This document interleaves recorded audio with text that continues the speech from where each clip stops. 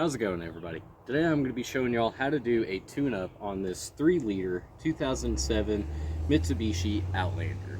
And I was a little wrong on the last video that I posted. There are videos out there on how to do this. It's just a lot of them aren't in English, or they only show you how to replace the front 3 coil packs and spark plugs.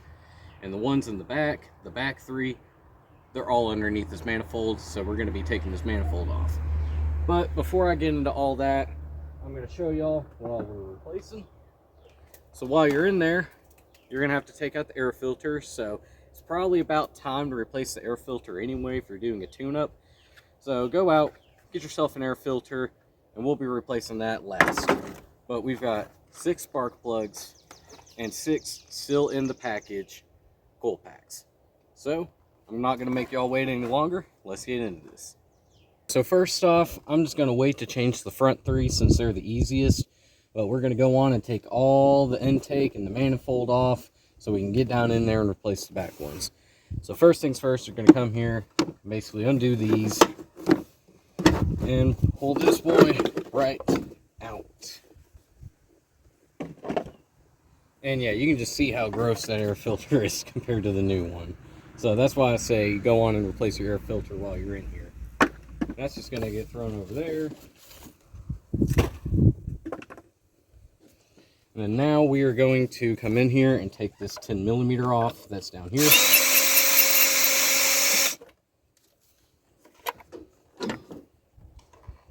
And this should be hopefully out, I believe. So as I just figured out, this air box is sitting on a pin basically. So you're just going to lift it up, remove it. These I could probably get out by hand, but I am going to grab a screwdriver real quick to push those out. Alright, and this should loose, so I've been working this a couple times. So it's loose, so we come here, this part off. We do new the back capacitor. That we're going to come here, pull this clip back and pull that line off. Then I don't think there's any more on here, but there is that screw. That might be a 10mm. So I might just be able to, yeah, able to do it like that. And this just pops right off. And now that you have that done, we're going to come in here and we're going to undo these 4 bolts holding in the throttle body. So we're going to go on and pull those out.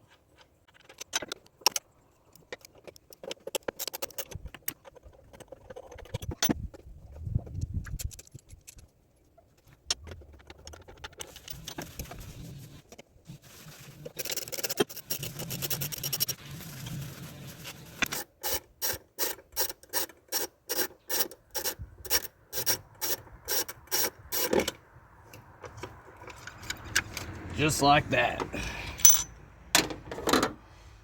Now your throttle body is taken off. Just like that. And here are the bolt holes. You have 2 down here, 2 up here, and 2 up there. 2 in the middle, 2 on the bottom, 2 on the top. And these 2 basically keep it held on to the intake manifold. These 2 are held on by a bracket down here. And this bracket is held on by this tiny little bolt. It's also a 12mm. That's the size of all 6 of these bolts. It's 12mm. And that special tool that I was talking about that I was going to show are these Pittsburgh vacuum pliers. Basically, it helps you pull off vacuum hoses. And these were actually coolant hoses, but I reached them around there and just yoinked them right off. And so now the coolant hoses are disconnected and this is off. Alright, and up next we're going to be taking off these 5 12mm bolts up through here. I already got one of them loosened up to get off of here. Yeah, there's 5 of them up here. There's 1 down here, 1 over here, 2 holding in the EGR. Then I believe there's 1 or 2 more on either side of this. And a few in the back, and then that should just lift right off. So, let's get into it.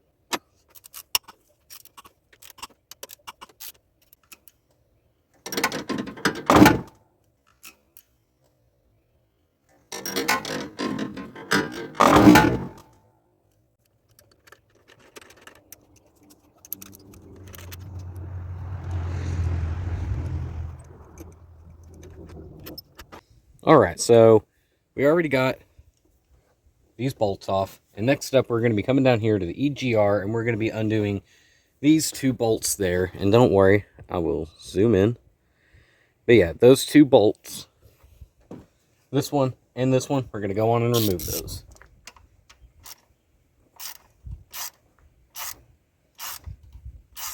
Be careful, because if they're tight like this one is, you might accidentally break it while pulling it out. So just be very careful with it. If it feels like it doesn't want to budge, then I wouldn't really put pressure on it. Actually, I think I'm going to spray this down. I'll be right back with that. Alright, so not even 10 seconds after I turned off the camera, that top bolt, the one that I said that if it's not wanting to come out, don't force it out or it might break. Well, it did exactly what I said it would do, and yeah, I broke it clean off right in there. But I'm thinking once I get the rest of the EGR bolts off and take this little pipe off, I should be able to put a pair of vice grips in there when the whole manifold is off and just be able to pull it off. If not, then I guess I'm making a part 2 to this video where I show how to drill that out of there. I think what I'm going to do now is just try to zip off the rest of these bolts as best as I can. And then if there's any difficult or hard to find ones, then I will come back and I will show you all here in 1 second. I've spent the past 30 or so minutes just off camera taking out all of these nuts, bolts, and screws and gaskets, I guess you could say, since that's sitting right there. And now I know for sure that this is going to pop up. So before I just go on and rip this off, I'm going to tell you what all you need to take off. So you have to take off these 5 bolts that I already showed to take off. There's these 3 bolts that hold the wiring harness on here. You're going to have a nut over here, a 10mm here, and I might add all these bolts are 12s. All the bolts holding the manifold together are 12. All accessory bolts for all the wiring, those are 10s. Those are 10mm. So there's 10mm here, 10mm back here, another 10 right over here, holding that piece on here. And then yeah, there's just a bunch of vacuum hoses that need to be disconnected. Just try to remember where they go back to. This has to be disconnected. All of these have to be disconnected. And whenever I'm going to put this back together, I will show where all the connectors go. But yeah, that's just all the connectors and everything like that. So let's go on and do the fun part, which is ripping off the manifold.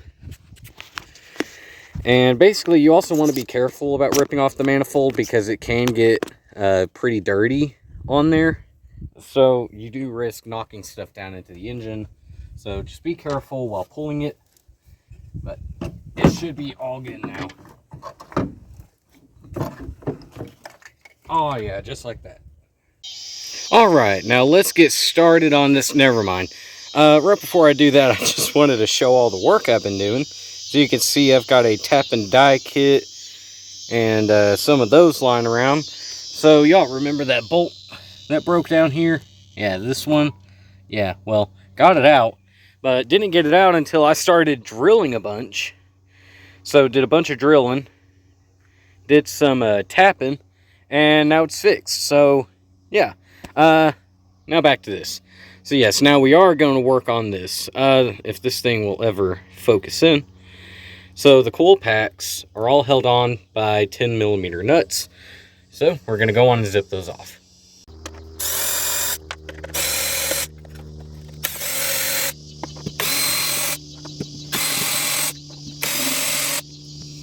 And just like that, all those bolts are off, and now we can go on and pull all the coil packs off. Alright, and we're going to start by pulling up on these tabs. Well, that one's just going to break, but that's alright. Need that one anyway.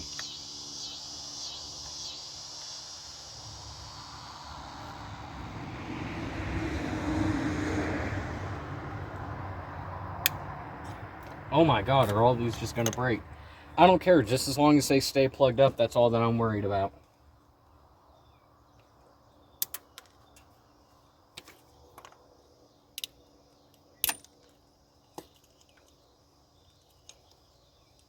Can I get just one without breaking?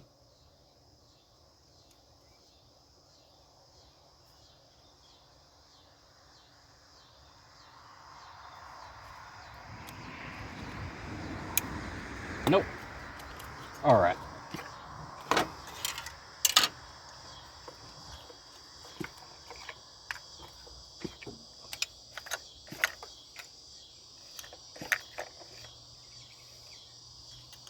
And 6.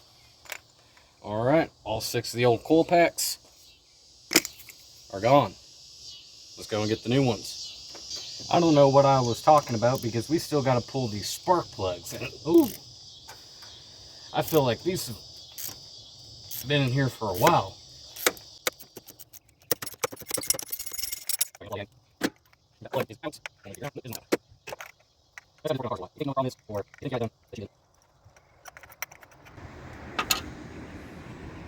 All right, let's come and look at this spark plug. It's pretty dirty and it's built up quite a bit of buildup. So it's definitely a good time to go on and replace these. And just for show, I will go on and get a new one out.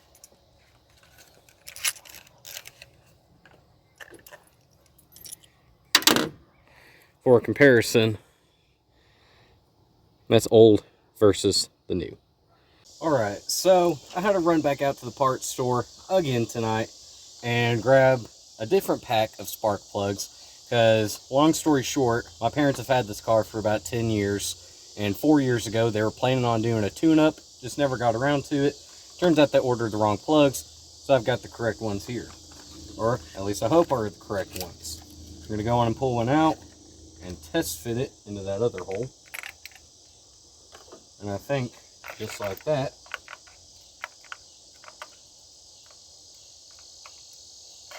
it's in there. Alright, now I'm going to do that 5 more times.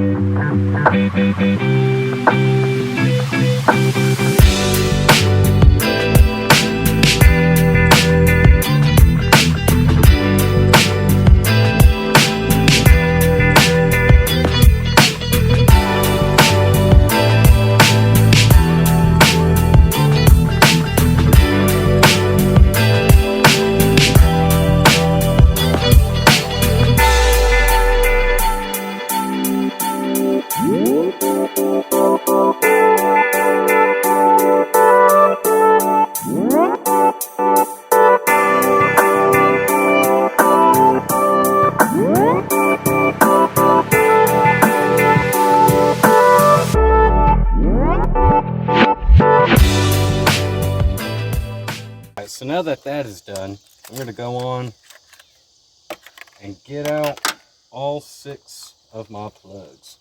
And look, I got to be fancy since I ordered more than 3. I got to get a whole ass box of just 4 of them. Alright, and what we're going to do next is go and grab a bottle of Anise. This will last you a lifetime because a little goes a long way. You don't have to grab one this big. You can get at the auto parts store, and for $2 you can buy like a little like reusable baggie of it. But if this is like an everyday type thing, then I recommend just to go out, spend like the 12 or 15 bucks it is for this big old bottle, and just get this big old bottle, because you are never ever going to run out of it. Give it a good stir, get all the residual off. Now we're just going to hit them with a light dab. Just drop them down in there. I don't recommend to drop them, but this ain't hurting anything that's not already been hurt before. So, not too worried about it.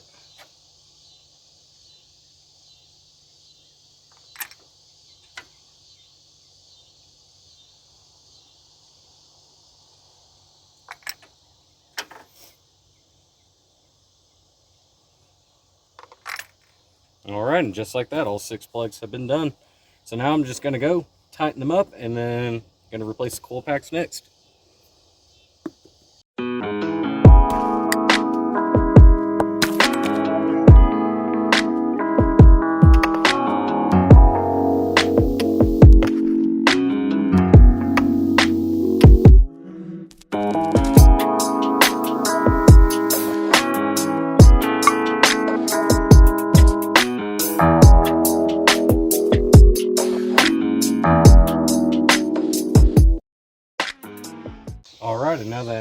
that's done, we're going to go on and throw on our new coil packs. And basically how to get these on, it's pretty straightforward.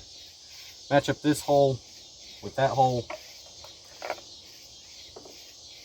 Make sure it gets in there. And just plug her back up. And so once more, we're going to do this about 5 more times, and then we're going to screw all of 6 of those screws back in.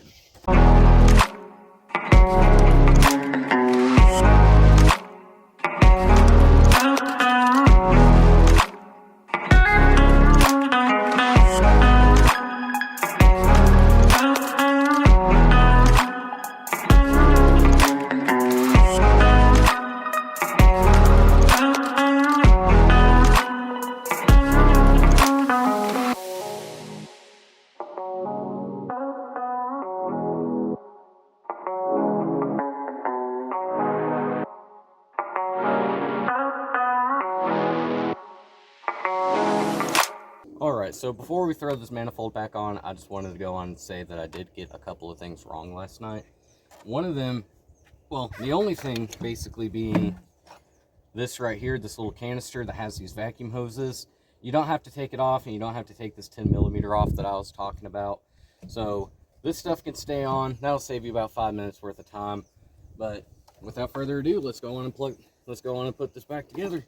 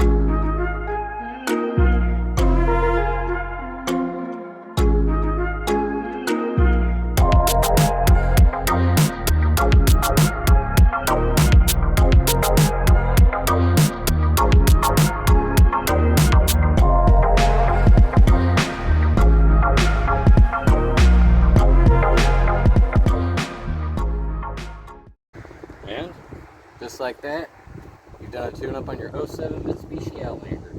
Now let's go and see if it's going to start up. Alright, so we're back out here in the Mitsubishi, and it turns out all that the problem was yesterday about it not starting was that the battery had drained, and the negative terminal was loose, but fix that stuff up real quick, and if we go on and put the key in real quick, then it'll start right up.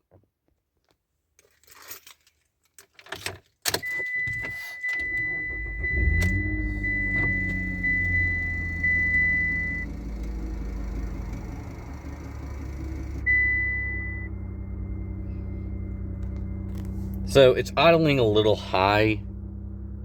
I'm not sure why. I'll have to figure that out at some point. But yeah, just like that, it starts up. I've already taken it for a test drive, and it does pretty well. It's a little loose, but I am going to be getting a front end kit for this thing. Well, we're going to be getting a front end kit for this thing. Going to be rebuilding the entire front end at some point, and then getting alignment, and hopefully this thing will be done at that point. I'm not really sure if it will be. There might be a couple of other things that need to be done, but other than that, I think for the most part, other than the O2 sensors and the front suspension, this thing is basically done now. But yeah, hopefully this video's helped y'all. If this is what you come searching for, then hopefully it helped you. And I'll get y'all on the next one.